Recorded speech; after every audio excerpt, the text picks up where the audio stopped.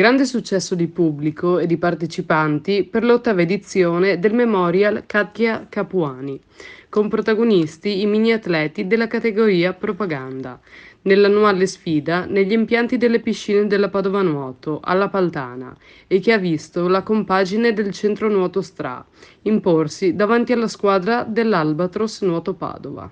Al terzo posto si sono piazzati i mini nuotatori dello Padova Nuoto, nell'infinita sfida tra i protagonisti, sostenuti dai singoli genitori. È sempre una grande emozione questa manifestazione, che è una manifestazione appunto rivolta ai bambini dai 6 agli 8 anni, in memoria la mia madre, Katia Capuani, ed è la sua 8ª edizione. Le squadre quest'anno erano 8, che sono venute appunto da diverse parti del Veneto, da Rovigo, Conselve, Legnago, Stra, Vigonza, Chioggia, ed è emozionante proprio vedere tutti questi bambini che competono ma che nello stesso tempo sono molto affiatati e legati tra loro.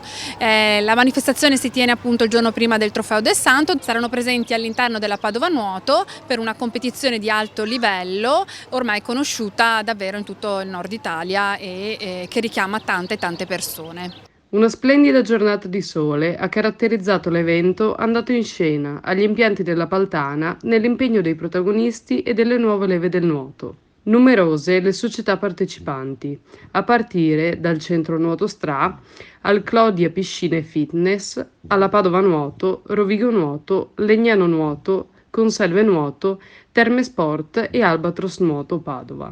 Un evento nel ricordo della scomparsa di Katia Capuani, da sempre vicina al mondo del nuoto ed ora proseguita dall'impegno delle figlie Daniela e Valeria. Alla manifestazione natatoria era presente anche l'assessore allo sport del comune di Padova, Diego Bonavina.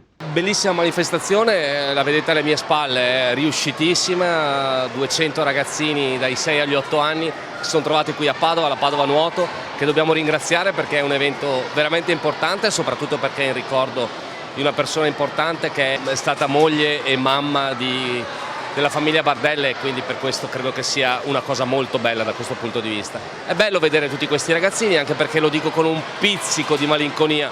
Qui alla loro età avevo cominciato anch'io a nuotare, quindi devo dire che ci vengo sempre molto volentieri qui alla Padova Nuoto, che è un'eccellenza di Padova e ne sono molto felice.